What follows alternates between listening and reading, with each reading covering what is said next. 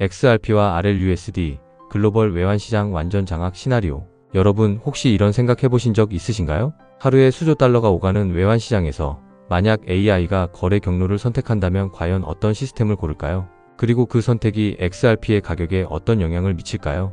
오늘 이 영상에서는 많은 분들이 놓치고 있는 핵심을 짚어드리겠습니다. 송금 시장은 시작일 뿐입니다. 진짜 게임은 외환시장에서 벌어집니다. 그리고 그 무대의 주인공은 XRP와 RLUSD가 될 것입니다. 여러분, 메타현 채널의 진짜 중요한 핵심은 마지막에 다 나옵니다. 이번 영상도 진짜로 꼭 끝까지 보셔야 합니다.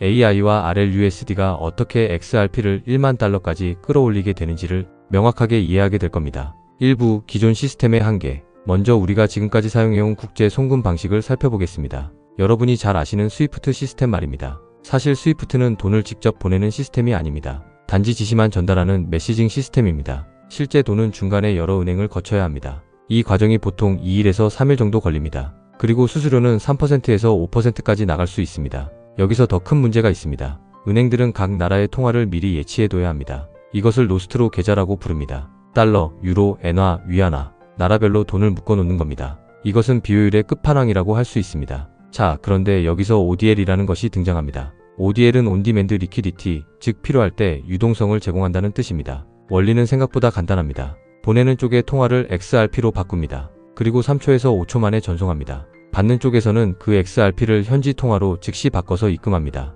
중간 예치금이 필요 없습니다. 왜냐하면 필요한 순간에만 즉시 조달하니까요. 그래서 온디맨드, 즉 필요할 때만 유동성을 확보한다는 이름이 붙은 겁니다. XRP 투자자 관점에서 한 줄로 요약하면 이렇습니다. XRP는 기존 시스템인 스위프트의 속도와 비용, 그리고 예치금 부담을 동시에 없앤 시스템입니다. 온디맨드 유동성에 대한 더 쉽고 자세한 설명은 2025년 9월 25일자로 업로드된 영상 XRP와 ODL, 세계 기축통화가 될 수밖에 없는 이유에 잘 나와 있습니다. 혹시 안 보신 분들은 메타현 채널로 들어가셔서 꼭 보시길 추천드립니다. 2부, XRP 수수료 구조의 진실.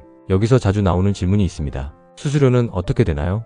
XRP 레저, 즉 XRPL에서는 거래마다 아주 작은 수수료를 냅니다. 보통 예시로 드는 것이 0.00001 XRP 정도입니다. 단위로는 10드랍스라고 합니다. 그런데 여기서 흥미로운 점이 있습니다. 이 수수료는 검증자에게 주지 않습니다. 바로 소각됩니다. 네, 불태워집니다. 왜 그럴까요?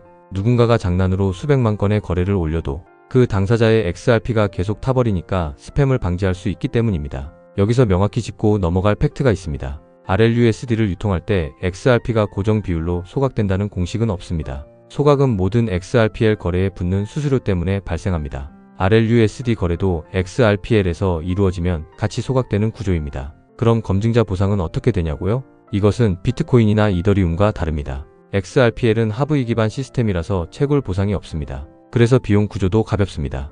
은행이나 거래소 같은 기관들은 자기 사업을 위해서 노드를 운영합니다. 네트워크가 안정적일수록 자기들의 비즈니스가 잘 되니까요. 그래서 수수료를 나누지 않고 전부 소각하는 설계를 채택한 겁니다. 여기까지가 사실을 요약한 설명이었습니다. 3부, 진짜 무대는 외환시장. 이제 큰 그림으로 넘어가겠습니다. 사람들이 보통 국제 송금 시장이 연간 몇 천억 달러 규모라고 말합니다. 그런데 이것은 전초전에 가깝습니다. 진짜 판은 외환, 즉 FX 시장입니다. 하루 기준으로 수조 달러가 오갑니다. 그런데 여기서 더 흥미로운 사실이 있습니다. 이 중 상당 부분이 현물, 즉 진짜 환전보다는 파생상품과 스왑 같은 거래입니다. 은행, 딜러, 헤지펀드, 자산운용사 등이 헤지 거래, 차익 거래, 유동성 관리로 돌리는 물량이 훨씬 큽니다. 짧은 팩트를 하나 말씀드리겠습니다. 이 거래들은 주식 거래소가 아니라 주로 은행 간 OTC 네트워크와 일부 선물 거래소에서 이루어집니다. 자, 그럼 미래에는 누가 이 거래들을 선택하고 실행할까요? 사람이 아닙니다. AI와 알고리즘이 속도, 비용, 그리고 리스크를 계산해서 자동으로 최적 경로를 선택하게 됩니다. 그때 AI가 무엇을 고를까요? 3초에서 5초 결제, 24시간 연중 무휴 운영, 예치금 없음. 이 조건을 만족하는 결제와 환전 레일을 선택할 겁니다. 바로 XRPL입니다. 그리고 달러 측면에서는 XRPL에서 네이티브로 쓰기 좋은 스테이블 코인이 필요합니다. 바로 RLUSD입니다. 다른 스테이블 코인들도 훌륭합니다. 하지만 ODL과 결제 레일에 네이티브로 붙어 있다는 점이 RLUSD의 구조적 장점입니다. 여기서 다시 팩트를 하나 짚겠습니다. 모든 FX가 한꺼번에 XRPL로 간다는 얘기가 아닙니다. 다만 AI가 비용과 속도를 최적화해 가다 보면 XRPL의 비중이 점점 더 커질 수밖에 없다는 것입니다. 4부, 공급 쇼크의 메커니즘. 여기서 중요한 변화가 생깁니다. RLUSD를 보내는 블록체인 참여자는 XRPL 수수료를 내기 위해 반드시 약간의 XRP를 보유해야 합니다. 게다가 은행과 기관들은 혼잡할 때의 수수료 상승을 대비해서 여유분의 XRP를 쌓아둡니다. 즉, XRP 수요는 두 가지 형태로 생깁니다. 첫째, 수수료용 최소 보유. 둘째, 운영 안정용 예비 보유. 한편으로 수수료는 계속 소각됩니다. 시장에서 XRP의 공급은 점점 줄어들고 수요는 계속 커집니다. 그러니 구조적으로 가격 탄력성이 생길 수밖에 없습니다. 이것이 우리가 말하는 공급 쇼크의 메커니즘입니다. 다시 한번 팩트를 명확히 하겠습니다. RLUSD가 늘면 XRP가 일정 비율로 자동 소각된다가 아닙니다. RLUSD 거래가 많아질수록 거래 수수료 소각이 누적된다는 구조입니다. 여기서 네트워크 효과가 붙습니다. 참여자가 늘면 호가가 두터워집니다. 슬리피지가 줄어듭니다. 거래가 더 몰립니다. 그럴수록 다시 참여자가 늘어납니다. 결국 브릿지로서 XRP를 경유하는 루트가 최저 총 비용으로 수렴할 가능성이 매우 큽니다. 그리고 달러 레이어는 RLUSD가 기본값으로 작동하기 가장 쉽습니다. 여기서도 팩트를 하나 더 말씀드리겠습니다. USDT나 USDC가 사라진다는 얘기가 아닙니다. 결제 레일인 XRPL과 네이티브로서 일체화되어 있는 RLUSD의 궁합이 ODL 환경에서 훨씬 더 유리하다는 뜻입니다. 여러분, 지금까지의 내용이 흥미롭다면 좋아요 좀 눌러주세요. 여러분의 좋아요가 메타연에게는 정말로 큰 격려가 됩니다. 감사합니다. 5부 투자자가 기억해야 할 4가지. 자, 투자자 입장에서는 무엇을 기억하면 좋을까요? 첫째, 송금은 전초전입니다. 진짜 스케일은 FX와 파생상품에서 나옵니다. 둘째, AI가 선택합니다. 사람의 습관이 아니라 비용, 속도, 리스크 최소화라는 수학을 통해 결정이 이루어집니다. 셋째, 그 조건에서 XRPL은 레일, XRP는 브릿지, RLUSD는 네이티브 달러로서 그 역할을 자연스럽게 자리잡게 된다는 점입니다. 넷째, 이 구조는 XRP의 이중 수요와 지속적 소각이라는 공급과 수요 측면에서의 비대칭을 만들어냅니다. 바로 공급 쇼크가 발생하게 되는 겁니다. 이번 영상을 한 문장으로 정리하면 이렇게 되겠습니다. AI가 최적화를 실행하면 레일은 XRPL, 브릿지는 XRP, 달러는 RLUSD로 수렴합니다. 그리고 그때의 수요 곡선은 오늘 우리가 보던 그래프와 전혀 다른 모습일 수 있습니다. 여러분, 여기까지 따라오시느라 수고하셨습니다. 내용이 도움이 되셨다면 좋아요 꾹 눌러주시면 정말 감사하겠습니다. 6부 메타연의 인사이트 한 스푼 추가. 여기서 반복학습도 할 겸 메타연의 인사이트 한 스푼 얹어드리겠습니다. 환전시장에서 가장 큰 외환 거래는 무엇일까요?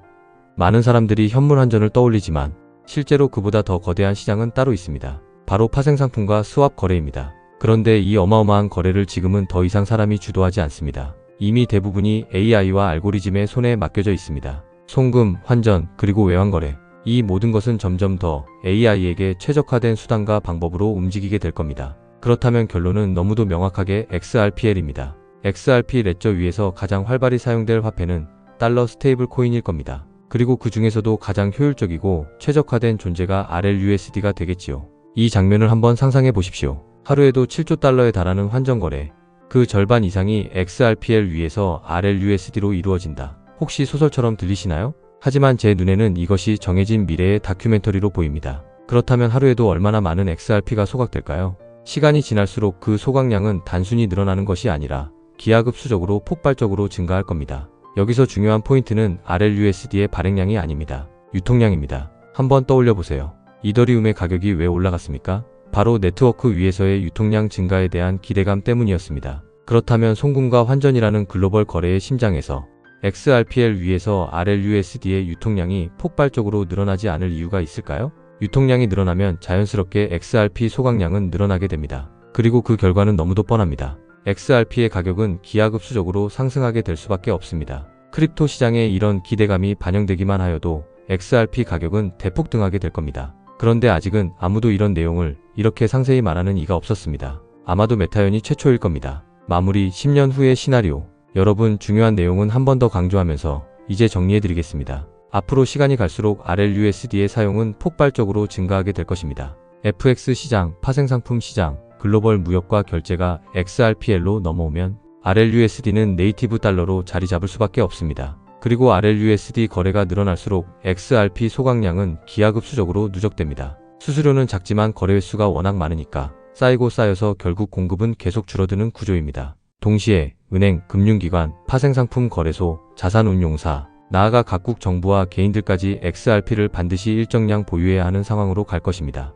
수수료 때문이고 네트워크 안정성 때문이고 그리고 리스크 관리 때문입니다. 결국 거래소에 나오는 매도 물량은 줄어들고 수요는 계속 늘어납니다. 이것은 교과서적인 공급 쇼크가 도래하게 되는 완벽한 구조입니다. 메타연의 결론은 분명합니다. 10년 안에 XRP는 1만 달러에 도달합니다. 이것은 단순한 희망이 아닙니다. 수요와 공급의 구조적 필연이 그렇게 만들어내는 시나리오입니다. 투자자 여러분, 이제 질문은 여러분에게 돌아갑니다. AI가 최적화하는 세상에서 RLUSD와 XRP가 모든 환전과 결제의 중심이 될 때 여러분은 그 순간을 맞이할 준비가 되어 있습니까? 잠깐만요. 좋아요 눌러주고 가셔야지요. 감사합니다. 영상의 마지막까지 메타연과 함께 해주신 모든 소중한 구독자님들을 진심으로 사랑합니다.